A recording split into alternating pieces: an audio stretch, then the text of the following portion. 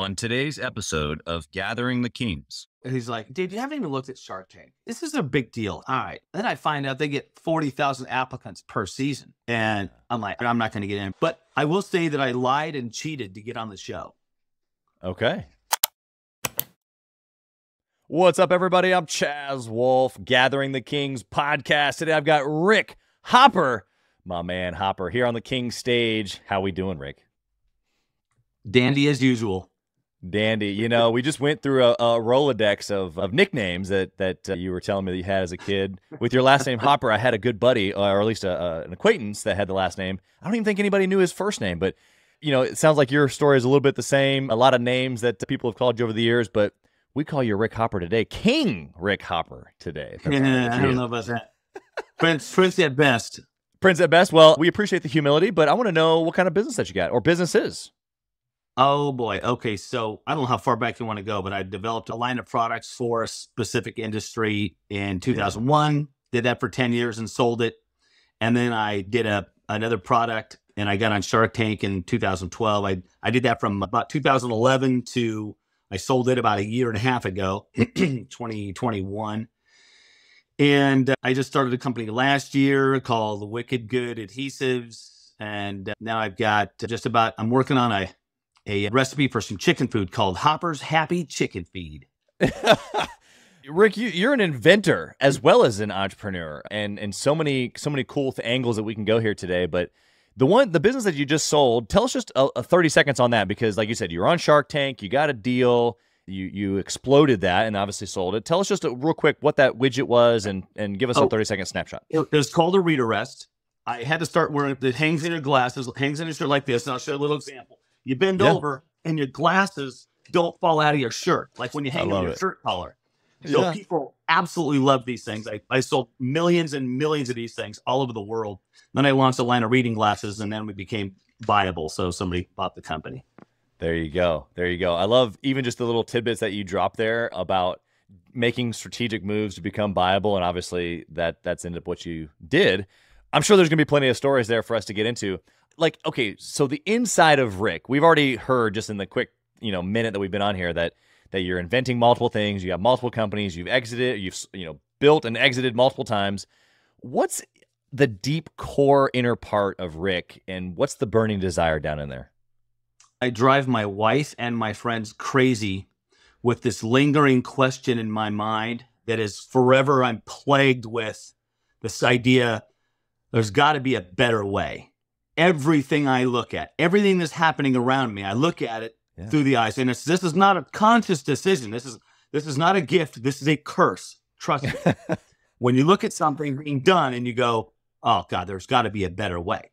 And along with that comes and my friends, all my best friends and my wife, I drive them crazy because no matter what the plan is, it's always, or you know what we could do?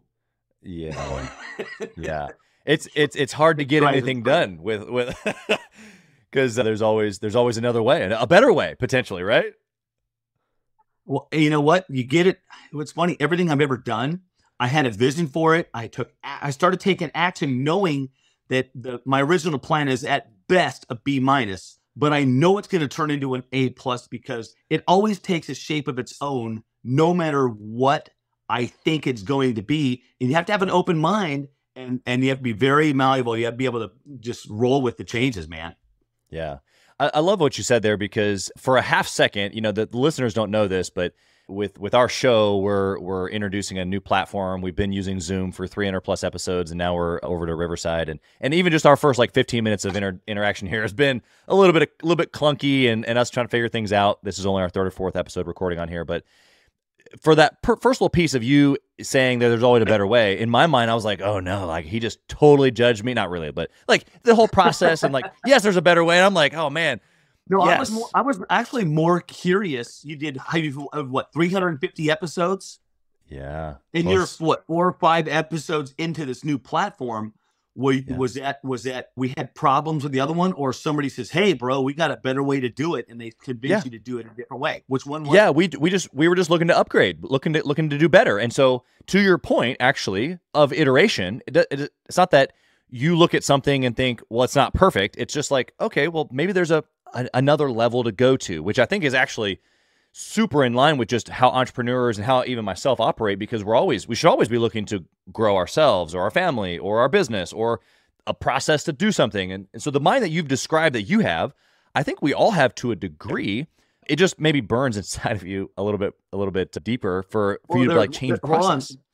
Yes, there's one factor that a lot of people get hung up on, and that's every once in a while we think we have a better way of doing something, and we make a change and we go that direction, and it turns out it was a crap sandwich.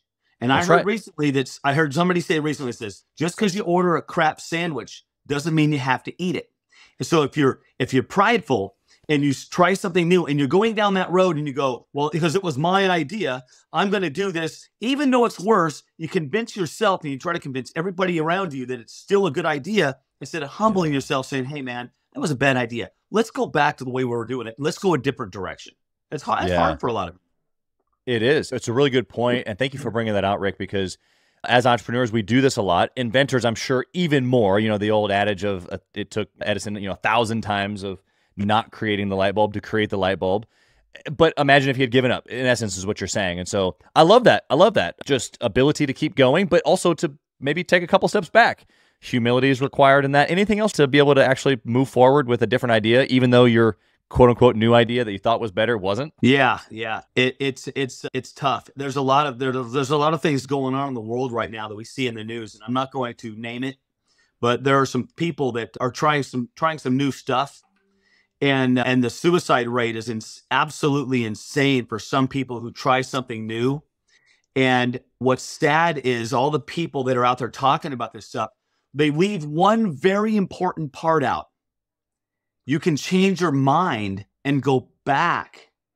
People think that they can't humble themselves and say, you know what, this isn't what I thought it would be. I'm going to go back. Yeah. People don't know that they can go back.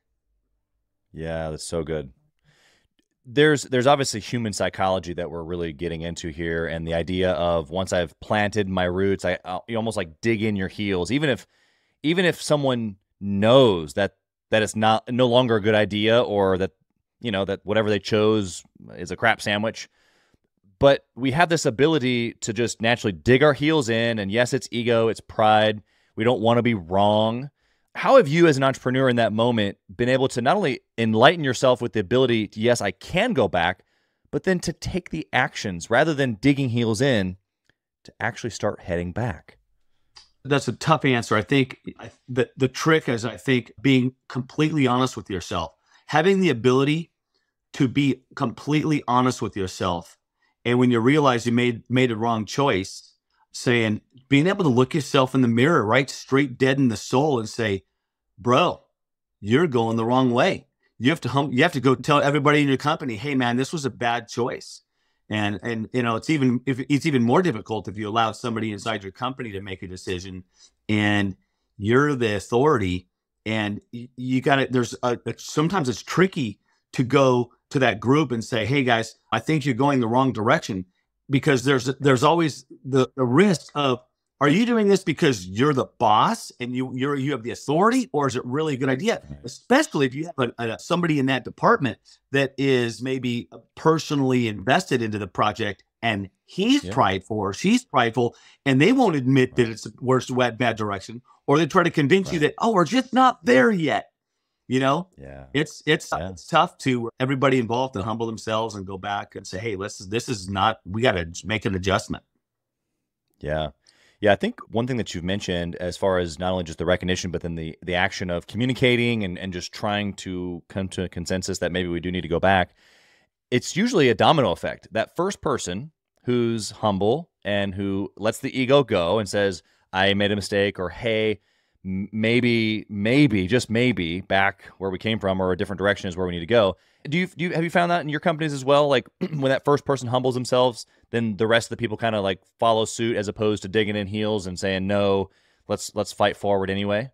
Yeah, it's actually, honesty is as contagious as anything else. It really is. This vein that we're on, it's so interesting that we just jumped right in and we're right on it. But I think that we're on something super valuable here, and you have some language that I want to be able to pull out for the listener.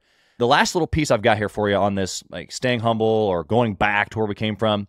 How do you know in that moment? Because again, you've invented certain, so many different things. You've created companies, built and exited multiple. There's been moments where you've had to choose to either persist or to say, no, I'm going to be humble and go back. How do you know in that moment whether to just push through maybe what's a little bit hard and it's not really a crap sandwich, you just got to persist, versus this is a crap sandwich, it wasn't a good idea, we should go back? Any insights there?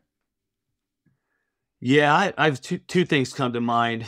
One of them was when I developed a product called TrimQuick back in 2001. There was a peel and stick window trim for window installers because I had installed thousands of windows and I had a problem I needed to solve, and I turned out I solved it for thousands of window installers fell in love with this product. But when I first manufactured it, it wasn't perfect. I wasn't the manufacturer. I was the designer, developer, and I was the sales. And I ran the whole company, but I hired an extrusion company to make my die for me and manufacture the product. Well, it wasn't perfect, and it was flawed. And it was close to perfect, but the product didn't even work. My customers were mad. They wanted their money back. This is my very beginning of this business. And so I went to bed that night. And there's been 3 or maybe 4 times I've heard a voice outside of me that my God every once in a while audibly speaks to me. And I was in bed. It was 2 o'clock in the morning. I was totally defeated. And I heard this voice, get up. It's 2 o'clock in the morning. And it was maybe 5 or 6 times over and over, get up, get up. And it filled my mind and the room. Get up. And I'm like, what on earth? This is the weirdest thing. So I got up. Anyway, and then once I was up, I knew it. Then the clarity came to me is I have to go to him and tell him what the problem is. And instead of giving up and saying this just isn't going to work, because I was nothing. I was a little guy, nothing. I had no money. I started this company with my only $5,000 I had left over from some savings, whatever, back in 2001. Yeah. And that worked out. But more importantly, the other story I want to talk about is I had to make an adjustment to my backplate. See this thing here? I think I got some in my pocket. I'll just show the camera a little bit. This is my giveaway version. So it's got white backplates, just this little white backplate right here. Okay. So this little guy here marries up to a front clip, and this goes under the shirt, and that clamps onto your shirt and hanging glasses. Well, I originally made these out of steel, and we glued with two-part epoxy, glued magnets to the steel plate. Well, this violent contact right there was shattering the adhesive, and it had probably 30% product failure. You're out of business with 2% product failure. Well, people still were buying the product. And I had these customers love this product so much that they would actually buy another one, glue them back on instead of complaining. Sure. People would call me and say, hey, what kind of glue can I use to put this back together? It was amazing. So I had to make an adjustment. So I did it. Now, I made a mistake. Instead of re-engineering it into plastic, I tried to reuse about 100,000 magnets that were not the right magnets to put inside the plastic. And they were weak. So I had my injection mold guy drill 3 holes. So I had these little, I'm going to call them little nipples, these little tiny nipples that in 3 places where when you set the magnet in there, you tried to slide it off, it would lock it in, right? Yeah. Because I was trying to save money on tooling and I was trying to save money on magnets, it wound up costing me at least 10 times more than it would have been to spend the 20 grand on a brand new tool using more powerful, thicker magnets. Wow. I literally wound up throwing 300,000 backplates in the trash. Yeah. That was painful. That cost me. And it was, and I was just fine. All my customers were telling me, hey, product, you're this new product, this new variation is terrible. I'm like, no, you'll get used to it. Really, and I'm like, one day I go, oh my gosh, this is wrong. I have to change it up. Yeah. You weren't listening, but eventually you did. I actually, you did a really good job of answering that question. The persistence for you is in alignment with what you've been called to, or maybe an essence of faith, or an essence of maybe an audible instruction, which I think is incredible. And then there's the times where you got to be humble. And I think that there's a mixture of both for all of us listening today. Maybe we haven't heard an audible voice, but we've had those moments where we know we need to persist, and it's not ego. There's a big difference between persistence and holding on to something or digging our heels in when really we know that it's not the right thing. Like that moment that you said, this isn't right. It's like, it came to you, there was clarity. It was like, oh, it was enlightenment of, I need to do this a different way. And if you had chosen at that moment to stick your, no, this is the way we're going to do it, dig my heels in, then that may have been the detriment. Would you agree with that? Would you add anything to that? Yeah, I would also, I agree with it also. I would add that, having been on Shark Tank, you get on Shark Tank and you got 15 minutes of TV time. Everybody thinks you're a genius, no matter what you're capable of. Everybody thinks you're a genius because you got on Shark Tank. Well, turns out I do have an eye for products that may or may not make it into the marketplace. And I've had literally hundreds of people contact me with their projects, their ideas, their patents. Some people have just an idea on a napkin and no intellectual properties or no inventory. Some people have intellectual properties and they haven't manufactured it yet, and so they have no product to sell. Some people have products, tons of products. They have a product that they have tons of inventory, they just can't get it sold. Anyway, I've had every variation of people come to me with, hey, I got this idea or this thing. And the worst thing that I experience is when I have to tell somebody honestly that their product or their idea that they've been working on for 2, 3, 4 years is going to die a natural death, and there's no way that people are going to buy it.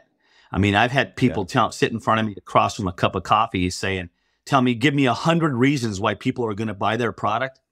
And I only need to give them 2 reasons why they won't. And that's why they won't. Yeah. So some people don't actually solve a problem or meet a demand. They actually just try to create something that they think they can convince people to buy.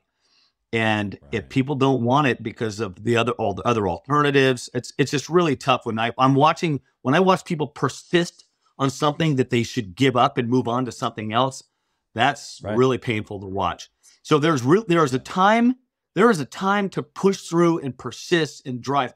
I know this one of my biggest mentors, the Rogers, Betty and Jay Rogers. They had started a company that's worth, I don't know how many hundreds of millions of dollars it's worth now. They sold it for plenty of money before a new company took it up to the next level. But they had a product that they knew was going to be big, and they tried to get sales for 2 years without a single sale.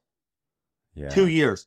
But it was a really difficult product to sell. But once the market took it on, it blew up.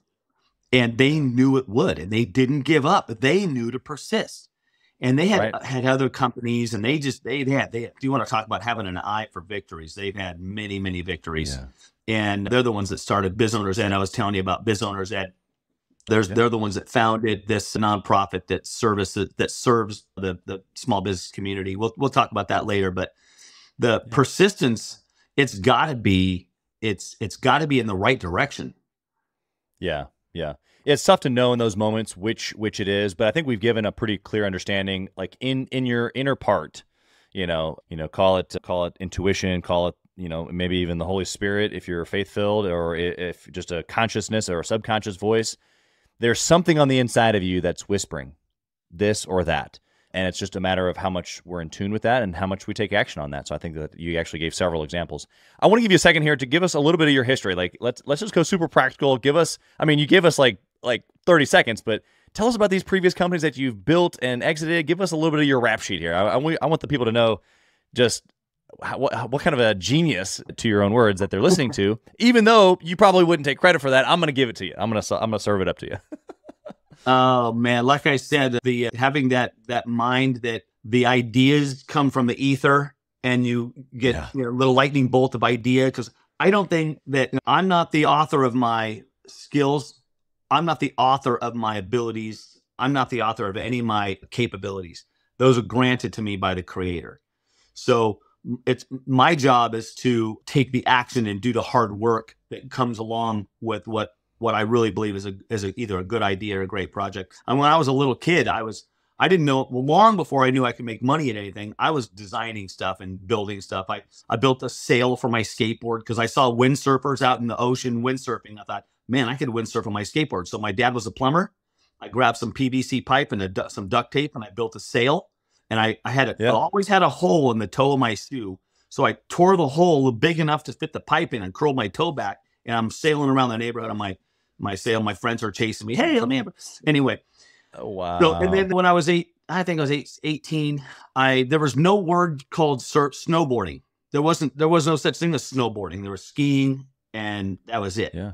And so I was shaping skimboards. And a lot of people don't know what a skimboard is, but when the wave breaks and it comes up the sand and it leaves a little film, you can ride a board and go ride the wave. Well, I was shaping skimboards because I couldn't afford a good skimboard.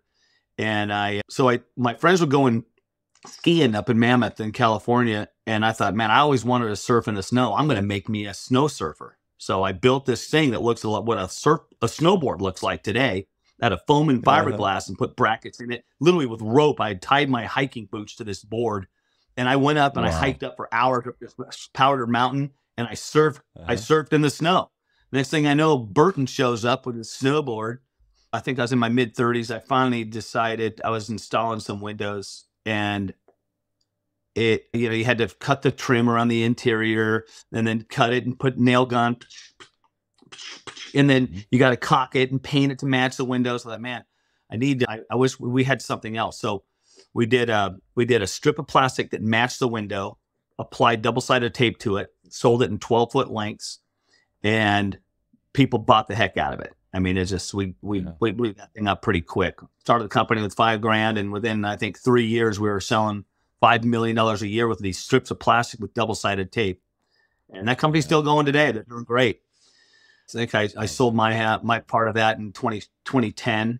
And right about that time, I had to start wearing reading glasses because I turned 40. And anybody in their 40s, most people, that nerve that it makes the adjustment to being able to read the fine print, when you see people doing this, that's because that adjustment nerve doesn't work anymore. And so I had to start wearing reading glasses. Well, now you put them in your shirt collar. I've already told you the story a little bit. And my best friend says, "Hey, bro, I saw this lady with a pin. You should do something with magnets, something to that effect." If he sees his podcast, he'll be like, "That's not what happened. I said." I'm trying to keep the story short. Anyway, so that's right. Of course, I went out and bought a bunch of magnets, and I made a prototype. Well, actually, the first thing I did is I took a paper clip. I opened up a paper clip, bent it in a U shape, and snipped off both ends, and epoxied it to 2 magnets, and put a fender washer under my shirt. And I literally wore a paper clip on my shirt for about a year. Wow. And it wasn't a business. It was just a place to hang my glasses. And every day, at least 3 people would point at my shirt. "What is that? Where do I get one?"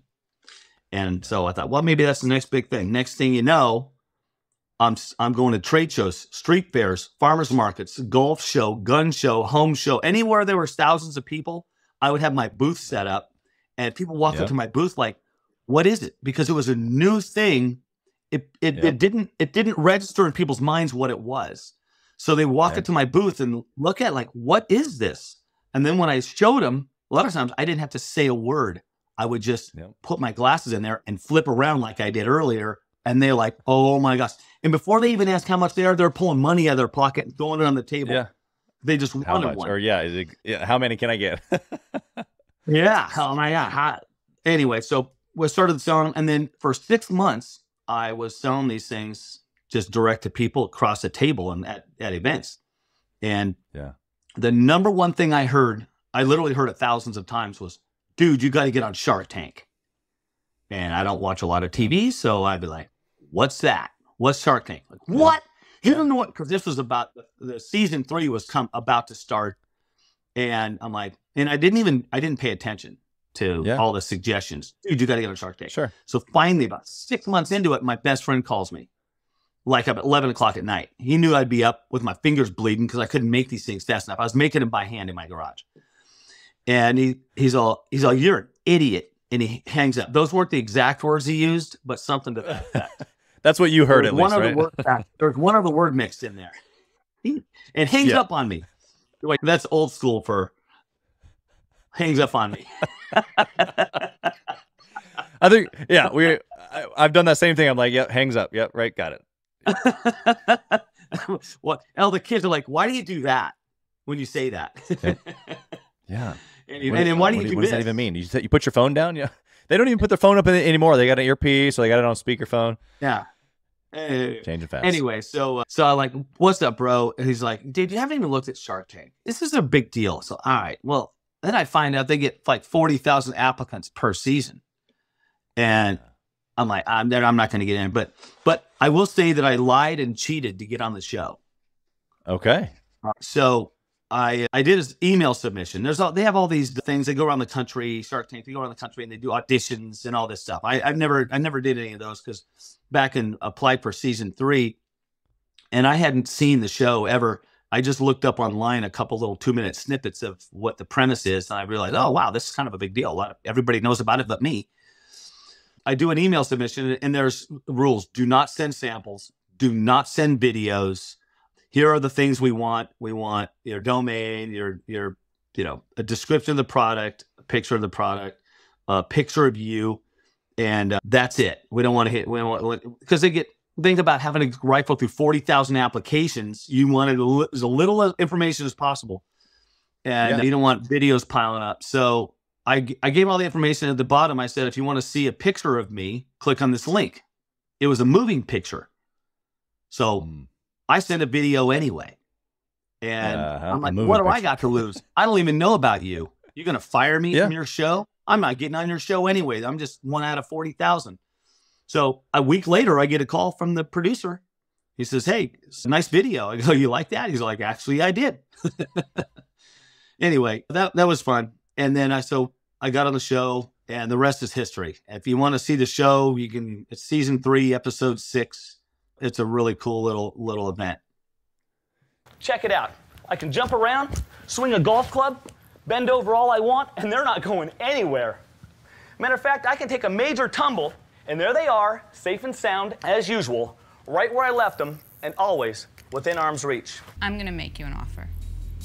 Yeah, you got a deal, and they can take a look at it there. We'll put actually the link in the show notes for them to check out. But okay, so you've got this incredible history. Thank you for sharing. Love the story, honestly, because there were so many little tidbits in there of, like you said, you're not listening to your friends, talking about, the show. Even when you got to the show, it was like, oh man, 40,000. You could have just said no thanks. Like so many, steps along the way, and you didn't.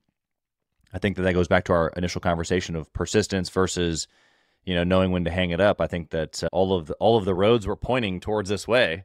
And you kind of just persisted through those little things, which I think is great.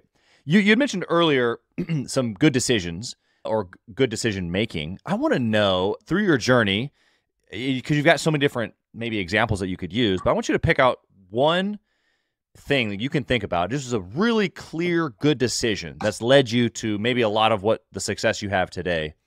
What would be that one thing that we could maybe learn from and apply to our own businesses? I'm gonna go biblical on you for a minute. Important to me, because there was a time in my life when I was a young man. Myself and my team, somebody challenged me to read the Proverbs. Content that goes out every it's right smack in the middle of the Bible, and if it's perfect for people sort of value who or insight from really this, are shy away from religion. They shy away from Jesus and hell and heaven and condemnation and all the judgment, finger pointing. Share again.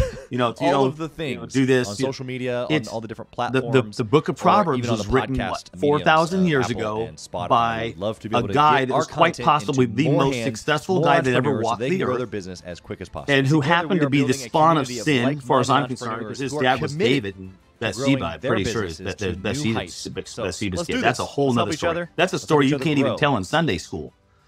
Anyway, you know what I'm talking about. That's right. You're 100%. Hey, right. That hot girl over on that roof, go get her. Anyway, no. So King Solomon was blessed by God in a big way. He had more property and more cattle and more. I mean, King Solomon was super successful. And towards the end of his life, he wrote a couple of books: the Song of Solomon, Ecclesiastes, Proverbs. So the Proverbs is packed with basic wisdom. And just so happens there's 31 chapters in the book of Proverbs. So like today is what? The 13th? What's today? That's right. Yep.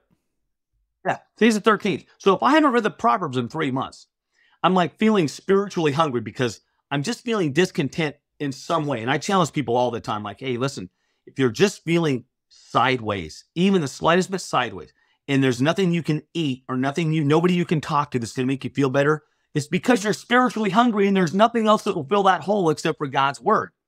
And it just so happens you can read some Proverbs of the day. It literally takes 3 to 5 minutes. I'm a slow reader. It takes me 5 minutes. So go to Proverbs chapter 13.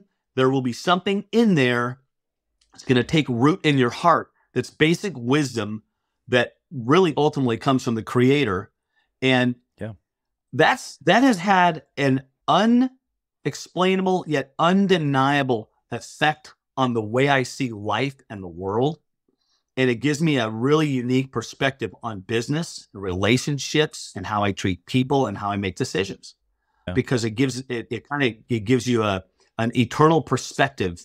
And then we're just here for a little while. I've said goodbye to a lot of friends lately. I'm about to this week. I need to sneak up to Seattle because I got a friend that's going to make an exit. He's got some stuff that they can't fix, and he's in mid-50s. And I've said goodbye to a lot of people lately.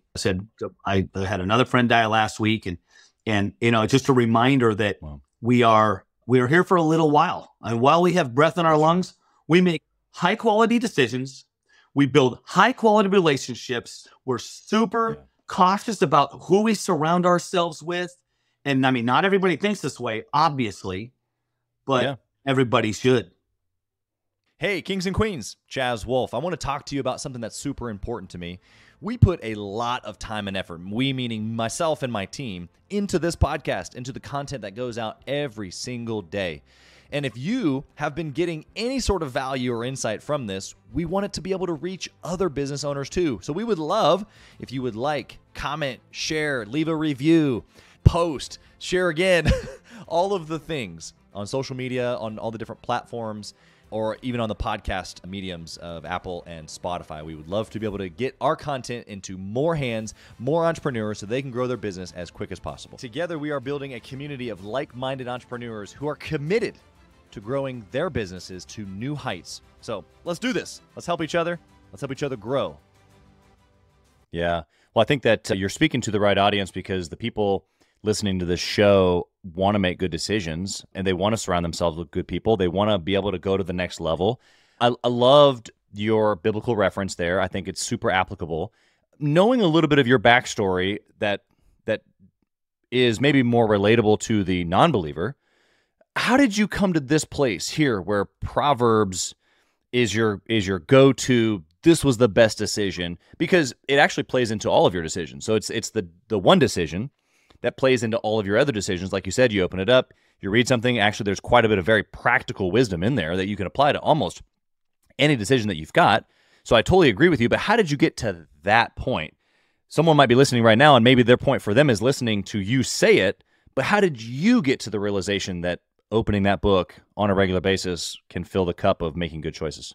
Yeah, I'll get to that in 1 second, but I do want to say that, I have a lot of the Proverbs memorized, and one of the Proverbs says, "Of what use is money in the hand of a fool? For he does not even desire to get wisdom." Yeah. How powerful is that? You stumble across something like that, you're like, oh my God. I bust my ass day in and day out, 7 days a week, 14 hours a day to make money. And I haven't even bothered to get wisdom. And I don't even know how to keep the money. I don't know how to invest it because I'm just so busy trying to get of what use is money in the hand of a fool anyway. And then there's another one of my favorites is a proverb in the mouth of a fool is like a drunkard swinging around a thorn bush. Wow. I just want to throw a little teasers out for people that are thinking, maybe I should read the Proverbs. Like, no, read the Proverbs. Yeah. Anyway, okay, I will tell you how did I come to the realization that it might have some value in my life? Is that what you're saying? Yeah. Yep. Well, I had the privilege of having a girlfriend in high school for 3 years whose dad was a Baptist preacher. Okay. And I didn't know it at the time, but when I go hang out with my girlfriend, who I really liked a lot, so I wanted to go hang out with my girlfriend. Every time I'd leave, a lot of times he'd hand me a little business card with a Bible verse on it, and he'd say, "Don't come back till you got it memorized." Well, you know what I did? I want to go hang out with my girlfriend. I didn't memorize the stupid Bible. That's right. That's right. And it had whatever it takes. And it had an undeniable effect on my soul. And it turned a light on that no way else that light comes on. I have a lot of friends that are atheists, and I love hanging out with people that don't believe and challenging them. And I have an uncle he's in his mid-70s, and he's not a believer. And I want everybody I care about to be in heaven when I'm there. So I tell people all the time, I go, "Hey man," I ask people, "Do you know how much faith it takes to get to heaven?" Yeah. And a lot of times they're like, "No, they don't know." I go, "Almost none." I mean, very, very little faith. Now, I talk about the mustard seed, how tiny it is, and how tiny that seed is and what it grows into. And I explain that the guy hanging on the cross, the criminal that's hanging on the cross next to Jesus, he didn't believe in God. He just looked over at Jesus and says, "Hey," and and there's this thing that in people's minds that go, "What if it's true? What if Jesus is who he said he was?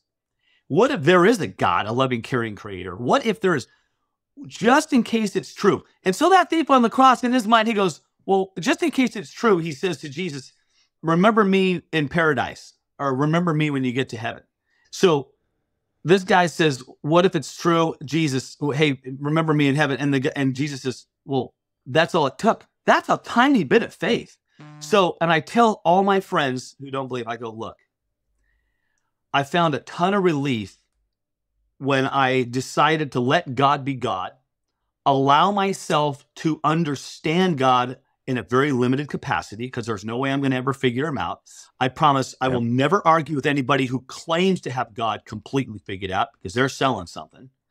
And so you let God be God. You allow yourself to be a really bad prayer and really not very good at faith, because none of us really is that good. People that pretend to be really good at having tons of faith, very few of them are actually really good at it.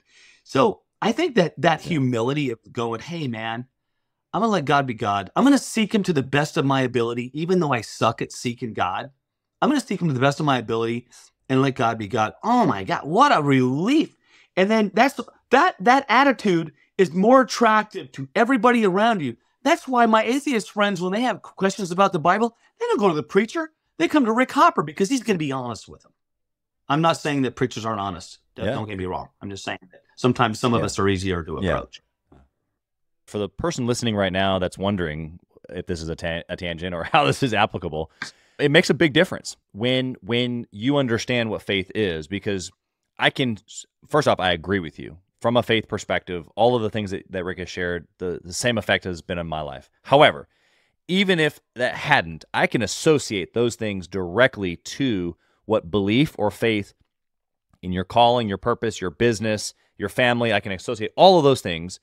And it's the exact same seed, or the mustard seed, the seed of faith. Because if you do not believe genuinely, or even just a little bit, there's no chance. And so, like you said, it's the what if. It's the true optimist perspective of, well, what if? That's what an optimist thinks. Well, what if this? What if I could create a new product? What if I could do this? What if I could do it better? What if there's a better way?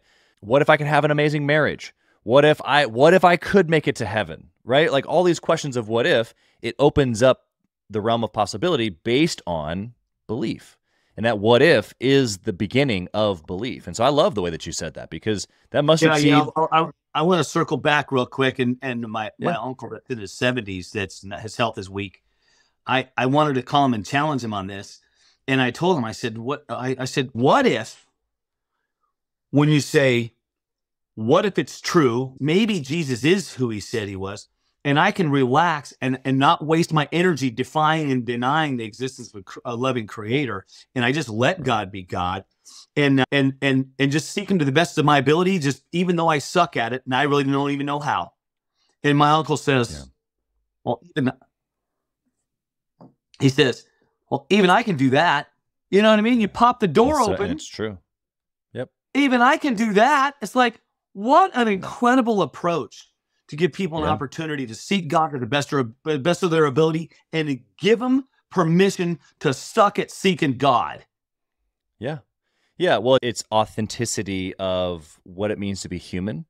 And what it means to be human is that we're broken, that we're not perfect, and that, we are going to be separated unless we accept it. And so for the person listening right now who's still listening, who's curious, I think that this angle of the what if, or the what if I'm wrong, or the what if it's right, it doesn't have to be a fear tactic. You mentioned, the kind of like the preacher that maybe isn't honest. It's not that they're not honest. It's just that the way that the information is presented sometimes comes across as fear. The way that Rick's talking about it, though, here is just very open. It's like, hey, why not at least think about it for a half second? And I think that there's freedom really in that. And you kind of just described that for yourself. And obviously now for your 70-year-old, uncle, it's not about perfection. It's not about getting to the place, which again, this all correlates to business. It's not about having the perfect product. You talked about iterating several times through different magnets. It's about just going, okay, well, what if we can do it better? Or what about the next level? Or what about the next choice?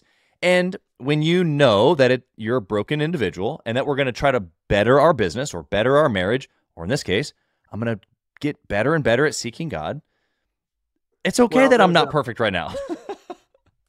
Yep. There's a ton of, there's a lot of relief in freedom in letting God be God. And there's, what if is one concept. Another one is as if. I'm going to use the word as if because I had this guy reach out to me. He's a kind of a big time dude. He's very, very successful. We don't compare to others. We don't compare ourselves to others, but you can compare others to others. And when you identify somebody who's very successful, the guy calls me out of the blue. He doesn't even know me. His name's John. I'm not going to say his last name. He's kind of a big deal in Vegas. He says, hey, I saw you on Shark Tank. I want to take you to dinner. I'm going, oh, this is kind of weird. That's not creepy at all. And I'm like, you know what? I'm going to Vegas to show next week. I call him. I say, hey, let's go do it. The guy just wanted to pick my brain on something. He saw something. I mean, this has happened. We could spend a whole episode on the people that have contacted me that said, dude, I saw you on TV and I know I can trust you. Weird. That's the number one thing I've heard more than anything. It was the weirdest thing. I know they can trust me, but you could trust Jeffrey Dahmer too, and he'd eat you. So how do you know that you can trust me? Anyway, so this guy calls me. So I go out to dinner with him, and I know what the guy's in the middle of. I know what he's doing, and we're talking for a while. And I stop him. I go, hey, what's the difference between a guy like you that takes massive immediate action all the time, gets almost bats 1,000, has mad success, got properties and businesses and partners and just nothing but win after win after win. I said, what's the difference between you and a guy that is out there just floundering? He goes, well, I can't fail. I know no matter what I do, I can't fail. And and he says, look, there is no fail. There is no such thing as fail. There is only win and there is learn. Yeah. And you've heard, everybody that's listening to this podcast has heard it 100 ways in 100 different ways. But I'm like, oh my gosh, this is the guy everybody's talking about. This is the guy when everybody says the word, oh, all you have to do is live your life as if you can't fail. Well, this guy's not living his life as if he can't fail. This guy knows he can't fail. So yeah, he's resolute. It's pretty. When I first heard the best way to win is to live life as if you can't fail. Well, that's a wannabe version of the guy that knows for a fact he can't fail because there's no fail. There's only win and there's only learn. So as if. Yeah, I so appreciate that perspective. I heard from one of the guys in my mastermind group, this was in the last week or so, he said, I think I've become dangerous because I just have finally gotten to the point where I don't actually think I can fail. And he used the word dangerous because, and I loved it. I loved every moment of what he was saying because it's exactly what John in Vegas was talking about is when you have complete permission to just go, knowing that it's either going to work for you or you're going to learn from it and it's going to work for you. You just go and you go fast and you don't worry. And it doesn't mean that you don't have bumps along the way. You even in this show, you've described several bumps along your way. But those things have helped you become the Rick Hopper who's talking on the podcast today. Yeah, yeah, no doubt. I wouldn't change a thing. I made a lot of mistakes in my life, and they're all part of the recipe. So how can you have any That's right. regret when you become who you are? That's right. That's right. All right, I got to go to our speed round here. I want to know of, like okay, a lot of different businesses, a lot of different products, but when you think about like a top KPI or like the one thing that you would track in any business that you've ever had, what would be that one thing if you could only pick one? Math. You just took like 3 or 4 and shoved it into one. I love it. Explain yourself. Math. Know your numbers, Math. okay? Oh, you know what else? Also is relationships. I mean, Yeah. if I fall in love with my employees, I fall in love with my vendors, my suppliers, I fall in love with everybody I do business with, because at the end of the day, when I'm laying on my deathbed, gasping my last breaths, I'm not going to remember bank accounts. I'm going to remember people. Right. Yeah, that's right. That's right. Well, I love both of those answers, math and relationship. Inside of math, what came to your mind when you were thinking that? My P&L, the calculations from top line to cost of goods to, profit margins and, controlling expenses. And I mean, really, it's something I ignored for a really long time because I was more of an artist in my mind, and I was more interested in the art and the product than I was and when I figured out I'm not making any money, what the heck's going on here? Boy, we got all this revenue and I wasn't controlling expenses, and I wasn't optimizing, cost of goods. And anybody that's thinking about going into business is like, bro, how much are people going to pay for it? What's the perceived value? How much is it going to cost to make? And how much is the business going to cost to run? Do the math. Yep. I mean, I can't believe how many people don't do the math. Yeah. Yeah, you're right. You called yourself an artist. There's a lot of craftsmen.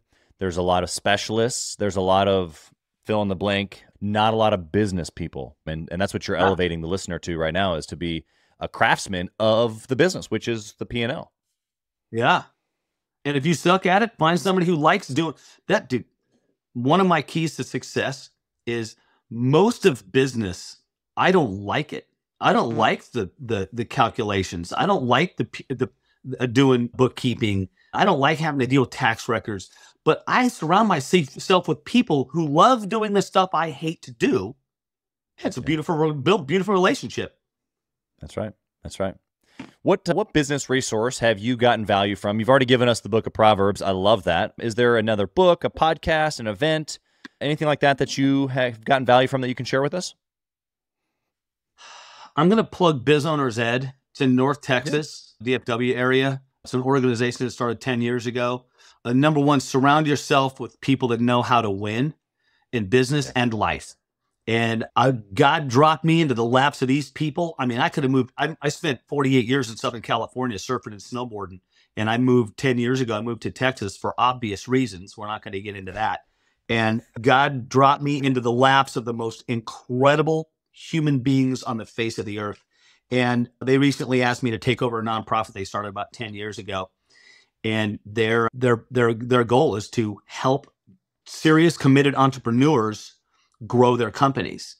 And they do it through mentorship and an annual event for 10 weeks called the main session of Biz Owners Ed. But you can look up bizownersed.org and check into that. We've had people fly in for 10 weeks from New York to attend this class. We select 12 people, just like Jesus did. We select 12 people to sit up in front of the class each year.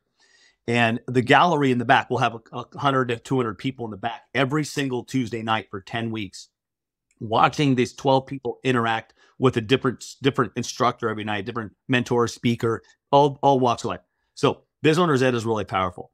But when you say resource books, the obvious list of books that everybody talks about, read them all. Yeah. I mean, there's so much incredible content. As far as that goes, I think having the right people in your life, surrounding yourself with people that know how to win, and always calling and asking questions to people that have the answers to the questions. If they don't have the answer, I mean, always ask. If you're alone inside your head, you're in a dangerous neighborhood. Yeah, that's right. Yeah, you got to be able to have a community. That's how we're designed to do life. I got a question for you, kind of in that same line around community, but more so specifically family. But it can be extended to community, the people around you, the family that's around you. As business owners, we know how to like go all in on our business and like recommit, be obsessed. But a lot of times we're searching for balance. And I think that balance is, kind of a term that doesn't exist. I think obsession exists. I think that we can obsess over our business. We can obsess over our wives or our spouse, our children, our community, a church, anything like that. And so my question to you, Rick, is how have you obsessed over both of these things? Like let's call it family and business, or business and all the other things at the same time. Well, first I'll give you my definition. I'll give you my definition of balance. When I was a little kid, I was probably 7 or 8 years old. This park down the street had the biggest teeter-totter you've ever seen. It was a piece of lumber that must have been like a 6x18, big, giant, heavy piece of lumber, and it was balanced, right? And I would climb up on that thing in the middle, and I would stand right in the middle, and I would get that thing, and it would stop perfectly balanced. That's not balance. The next thing I would do, I would get it going to where I wanted it to not touch the ground. So when the beam would go up, I would run up the beam until it started going down, and then run as fast as I can to the other side. And I would go as far out to the beam as I could possibly run at full speed, both directions. And as long as it wasn't touching the ground, I had balance. Yeah. And that's what you do with your family and your business. Yeah. And you go, if you want more specific details, I could say, I go, when I'm in the office or out on a job doing sales, I'm focused on the sales. Yeah, I got a family I love dearly, and that's why I'm doing this. But when it's time to go be with the family, you go be with the family. Yeah. I love the visual there. The running up and down this side here is with the family, or running up and down the side is your sales meeting or whatever. And it's not a matter of choosing one or the other. It's actually a game. Like I saw you as a kid in my mind having just a blast going back and forth and back and forth and like competing with yourself almost, I'm sure you wiped out a couple of times, would you? Oh yeah. But I would give anything. I got my knee replaced 2 months ago. So there's no more beam running for me. Yeah. You gave a great description there, how you can do both and have a blast doing it. That's just what I took from you. It's what I've actually taken from you this whole podcast, is that you're full of joy.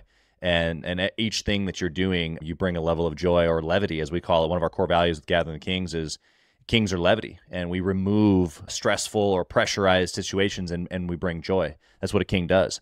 And so I just appreciate that perspective. I got one more question here for you, Rick, because I gotta, you've said something that maybe would deter me from asking this question, but I think that you'll give us quite a profound answer. And it's this: if you could go back in time to the younger Rick, and you could whisper in his ear, what would you say to him? Well, there's a lot of Christians listening, so I've got to choose my words wisely. Because my first, you can edit this out if you want, but it would be, don't be a pussy. I mean, go for it. Go for it. You have one life to live. Surf bigger waves, jump out of airplanes. I mean, go jump, do the biggest jumps you possibly can. You're going to ruin your knees anyway, and you're going to need to get new knees. You might as well completely ruin them and get new knees sooner, and then go through those knees. I think doing more and not being afraid, you don't toot your own horn, but I've had a very good effect on people throughout my life. And it matters to me. How people feel matters to me. There's a fine line we walk to where we care about people, we care about how they feel, but we don't dictate our lives around other people's opinions. So caring about how people feel, it doesn't matter. You're going to go drive your life, and you're going to go succeed, and you're going to go make money, and you're going to take market share from somebody. You're going to upset some people out there by going out there and winning and taking market share from an industry, and you're injuring somebody unintentionally. Well, you can care about how they feel, but it's our jobs to go out there and be good stewards of the talents that we've been given. Hey, look at this. Look at the parable of the talents. The master didn't just reward the guy. He took the talents away from one guy and gave it to the guy who was going to do something with it. Well, that guy was bummed out. but Yeah. it was a lesson for him as well. So I think what would I whisper into my own ear if I could go back and say, hey, Rick, there's some things you need to know. Number one, the Cubs are not going to win the World Series in 2015. It's actually 2016. You know what I'm talking about. Future. But continue to treat people great, but go big in business, because it's as easy to make $100 million as it is to make $3 million. And knowing that now, I probably would have made a lot more money. But I tell you what'll be on my tombstone, and I think this is what drives Rick Hopper. What'll be on my tombstone is it's going to say, Rick Hopper, he could have made more money, but he couldn't have had more fun. Yeah, I mean, we picked it up here from you today. I mentioned just the joy, and obviously that's a piece of what you just said. So I can already tell that I'm picking up the vibes that you're wanting to give, even your tombstone phrase there.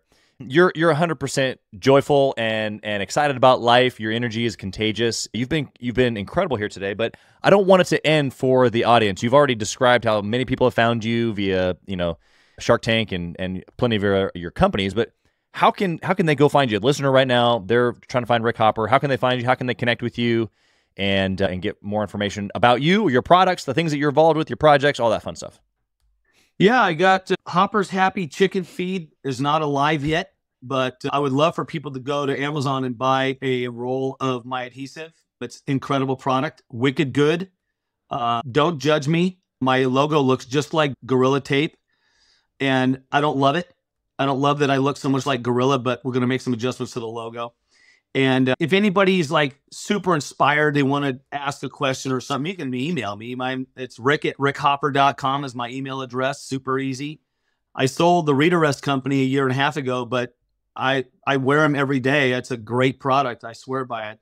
I don't know if I'm allowed to say this on camera, but the guys that bought my company, they suck at customer service. So that's that. We loved our customers, and you guys don't seem to care that much about our customers as much as we did. But I think that's the nature of somebody that buys up 100 companies in 2 years. They're aggregating stuff, but right, that's what their thing is. Yeah. So if you have a bad customer service experience, it's not Rick. I tell you what, right now though, if I get a bunch of solicitors emailing me to sell me services, I'm just deleting them. I just delete all those.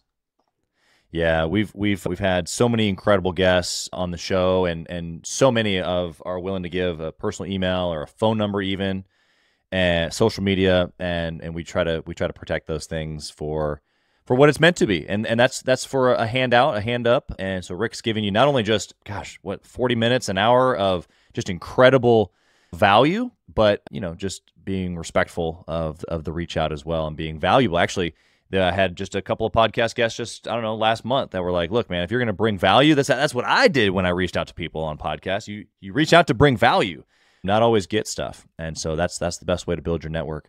Rick, you have been a blessing to me and the audience here today.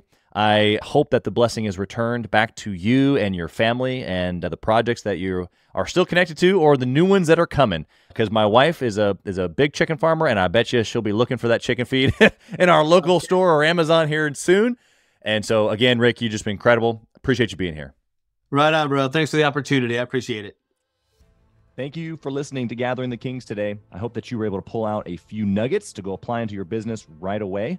More importantly, though, I hope that you're realizing that it takes more to be successful than just being by yourself, doing it all on your own, carrying the weight all by yourself. What I have realized, not only in my own journey from multiple businesses and multiple different industries, and now interviewing over 200 or 300 other very successful 7, 8, and 9-figure business owners, is that it's tough to do it alone. And so Gathering the Kings exists to bring together successful entrepreneurs. In fact, we are putting together 1,000 kings, specifically who are grateful but not done. We're intentionally assembling kings who fight tooth and nail for their business, family, and communities. And here's what we believe, that in the pursuit of excellence in those areas, that it ignites within us the responsibility to govern power and forge a lasting legacy. So if that relates and resonates with you, and you know that you need people around you, sharp, qualified, other very successful business owners, I want you to go to gatheringthekings.com. I want you to take a look at what we're doing and see if it makes sense for you to be part of our pursuit to 1,000 kings. Talk soon.